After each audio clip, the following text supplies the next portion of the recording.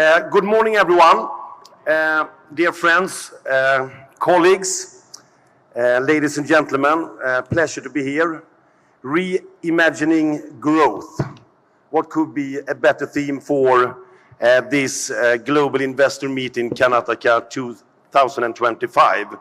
And I can strongly also adhere to that statement. I think that is very important, obviously, because with growth, we can do so many things together. But we need also to imagine growth being also in the theme and the underlying theme of this conference to be inclusive, to be green, to be resilient, and of course, as a platform also to be tech-driven. And I will talk about that as well. But first and foremost, incredible India, incredible Karnataka. Such a love story for our company with India since 25 years now. We are global headquarters for India here in Bangalore, and I have the president and CEO for Volvo Group India, Kamal Bali, and some of the senior executives here. And that journey has been a journey step by step, but lately we have accelerated big time. Today, the main global operations out of our colleagues in India is around research and development, innovation, digital experience, both when it comes to our customer front end, but also, of course, when it comes to the full value chains. It has been growing steadily. Today, the group is investing $4 billion every year in research and development and innovation, and the second biggest hub globally, lately surpassing both United States, France, and Latin America, is now India, and it's keeping growing. And what is important with that is obviously that we also have global capacities here that is also led from India, and we have moved gradually then away from being, if I may say so, a very good still, but capacity-based site into technology, innovation, and leadership-driven site when it comes to the global solutions. But it's also good news when you look at this beautiful slide, when you're going down micro level, when you're flying in, you know that there are certain challenges. India has been leapfrogging when it comes to digital, when it comes to telecom, when it comes to the financial sector, providing bank accounts to everyone thanks to the digital revolution. But one of the key pillars of growth moving forward is logistics and transportation, both for people and for goods. And just to be clear about that, India is still lagging behind. Because with the digital capacity, you need to connect that to the physical flows and the physical assets in order to make that happen. Today, if you take the GDP of a country or a region, and the GDP is 100%, if you are below 10% share of the total GDP that is logistics, you have an advanced logistics system, and you see a very clear relation with that level and the GDP growth per capita, per people. And in order to now accelerate growth for India to the next lever, becoming the third biggest economy globally, this is an area that needs absolutely to be addressed. And guys, exciting times ahead, right? Because for everyone that is in this sector, it will mean immense opportunities. Today, India has a GDP share of logistics for the total GDP that is 14 to 15%. And we need now to work diligently in this value chain to take that down to the 8-9% that is the benchmark. That we have done in so many other sectors and that we can do together, but that requires an ecosystem play. No one can do it alone, we need to do it together. A couple of words about the group, the Volvo Group. We are one of the 2-3 biggest providers of transportation equipment in the world. So it's trucks, everything from light commercial vehicles up to the really heavy duty stuff. all applications. It is buses. I think that is a love story also with India, where resilience, safety, comfort, uptime took us also to build a very strong brand name here in India, together with our partners. Construction equipment. We are in Pinya here in Karnataka with our industrial footprint, where we are one of the top 3 players in the globe as well. And on top of that, of course, financial services, autonomous solutions, and also marine and industrial applications. A total top line of $55 billion, and as I said, $4 billion out of that we are reinvesting every year when it comes to research and development and digital. And on top of that, of course, considerable investments when it comes to our industrial and commercial footprint. 190 countries around the globe is where we are present. But I can tell you, and I'm not saying that to flatter you, because if it's facts, it's not flattering. I learned. I just say it fact-based. India is one of the top, I should say, to be conservative, 3 countries where we are investing the most, but between friends in this room, top 2 countries where we are investing the most for the time being. So this is a top tier and top priority, and we are very happy for that. So that is a little bit where we are. And maybe just to give a glimpse, we were invited at CES, you know, the Consumer Electronics Show in Vegas. There are only 4 keynotes every year there. So it was NVIDIA, Panasonic, Delta, and it was the Volvo Group. And just take a small look on how it looked in Vegas a couple of weeks ago.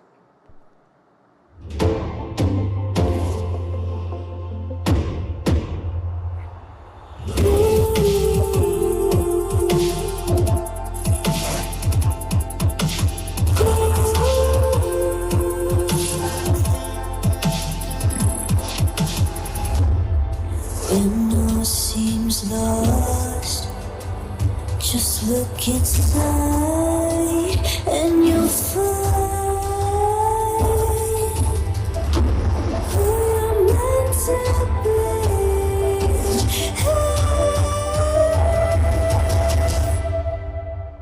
Unstoppable.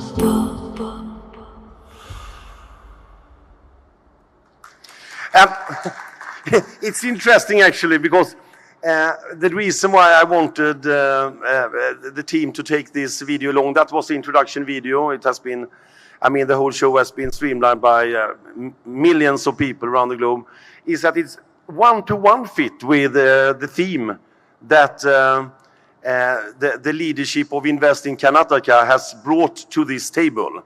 It is about tech-driven, as I said. It's about resilience. It's about green. It is about inclusive. And I think it's more important than ever that we see these themes in a world that is, of course, challenged from many different angles, that we are steady in our course. Resilient growth means also prosperous growth. So that's the reason why I said, I mean, how can it be that we had more or less exactly the same type of feeling here? But also, why did we end by saying we are here? Because if we were not here, not only Volvo, but all our downstream and upstream partners, and if we just turn it black here, what will happen? And we have seen that, not at least during very difficult times. It could be conflicts, or we have this terrible situation with the pandemic, etc. That if we are not here, we cannot provide for hospital foods, waste management. We are actually together, as was said here, the lifeblood of society. And not only in the daily activities, but we can also drive competitives out of that. And the thing is, we should not forget about that 70% today of global transportation is done by trucks. The good news is, of course, that these trucks can be evolved, both when it comes to the technology content that has happened a lot, obviously. I've been around for 30 years. I hope you should say now, you look so young, but you don't, but it doesn't matter. 30 years, and I've seen the technology evolution when it comes to the trucks, and when it comes to the buses, when it comes to powertrain, when it comes to steering, when it comes to security and safety systems, etc.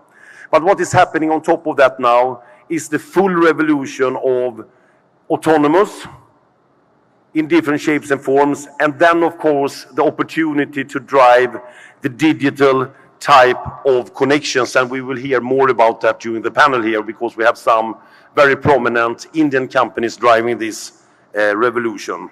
But 70%, and we can do a lot with that installed fleet, modernize it, connect it, work even closer together, and we will build that resilience. The fact is that if you look globally, road transport will multifold 4 to 5 times. I mean, if that is 3x or 4x and 5x doesn't matter. We need to address this in order to embrace it, because the mega trends in terms of the population increase, in terms of urbanization, in terms of e-commerce, in terms of still, increased trade, increased technology content, etc. This will happen, but it needs to be considerably more sustainable, because otherwise the side effects of increased logistics will take over, and we don't want that to happen. And this is, this slide is a little bit busy. I've done it myself, so bear with me. But it means a lot to me, because you need to see on the left side here, logistics is a key driver for GDP per capita. We should never forget that. And I was alluding to, how that is driving a country's competitiveness, but also how that is driving life-changing events for people. So the GDP per capita is the key driver why logistics and transportation is so important. But we also know that we have side effects here. We have side effects that we should address and that we should talk clearly about. We have climate impact, we have biodiversity impact if we are not doing it right, we have air pollution.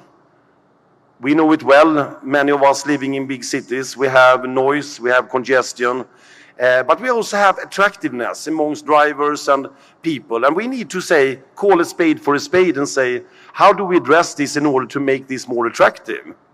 And the good news, if we are working together with the influential factors that you can see, it is regulatory, it's policies, it's technology, it is ecosystem, it's digital, it is a financial framework. Doing this, we will actually win, and we will turn not only the wealth creation, but also the other side effects into green. What can be more exciting than that? And that's the reason why, when it comes to talent acquisition, we are in a good place now. People love to work in this type of sector and make a difference. How should we make it happen? If you look at this slide here, this is the famous equation of transformation. As you can see, this is an equation consisting of 5 parameters, and they are times each other. Meaning that if one of these parameters is 0, the outcome is 0. You need equipment. We can provide that, and there are other actors also, I have to admit, that can provide that. We need charging infrastructure, we need grid, we need green production of energy, we need the right type of direction when it comes to, taxes or whatever, fairly between fossil-free and fossil-based. And we need a supply chain, both upstream and downstream, that is maturing. If we get that act together, we will see that our customers and customers will have the peace of mind of doing this transformation, and we will see take rates accelerate. So if you should remember anything, where are you in this equation? How can we do it together in order to make it happen? A couple of words on our direction as a group. We call it 3 times 100%. 100% safe. If you think about Volvo, maybe closing your eyes, maybe you think about safety, right? So 100% safe for our customers, 100% more productive, and 100% fossil-free. That is where we need to go, and we can know that through a 3-pronged approach. It will be battery electric, it will be fuel cell, hydrogen-based electric, and it will also be combustion engines with renewable power. both hydrogen, but also biomethane and other type of renewable sources. And I can tell you, with the energy transition and development that India is going through, this will be a core asset, not only for India, but India for the world, because with the deployment of this, it will drive not only the renewable revolution for India, but it will drive technology content that will be exported globally, in line with the Make in India strategy. So, friends, I will not continue forever. We have a panel waiting. They are eager, I see here, so I will bear with me. But I will just conclude by saying that this is all about people. I always say to my teams that, you know, if you take all the different bits and pieces that we have in the Volvo Group or in our ecosystem, you can buy that. And we will probably hear that also from the logistical experts here. All of us, almost all bits and pieces, we can buy it. But to assemble that to an ecosystem is done by people working together. So our call here today, for all of us that love Karnataka, that want to invest here, that want to drive growth, is to continue connecting the ecosystem. So we can talk about the different investments that we are doing. We are now continuing our investments. I should admit, both when it comes to industrial footprint, when it comes to the technology footprint, when it comes to the digital footprint. But we are also investing heavily in continuing to reinforce our ecosystem in Karnataka and India, because together we can make it happen. And, you know, I'm immensely proud about that. Talking about diversity, for example, this is the site in the world that is growing the quickest, but it's the most diverse site also when it comes to gender, for example. And that is done because we would like to recruit the best. And then when we do that, we are getting that fantastic mix of people. And that goes also all of us here, guys. If we continue to work together in a transparent, trustful, mutual respectful way, win-win situation, because that is what makes it happen, then we can also change the world. And by that, I would like to say, and finalize by quoting one of my predecessors, Gunnar Engelau, who introduced the safety belt back in the days. He said, if we are transporting people, and when people are in the asset, safety needs to be the #1 priority. And he said also one day when it was a little bit more rainy days for Volvo, but they did see the light in the tunnel, it was a down cycle. And then he said, and he had many colleagues in the room, and he said, I take my hat off for everything that has been achieved, but I take my jacket off and roll up the sleeves for the future. So let's do that together. Thank you.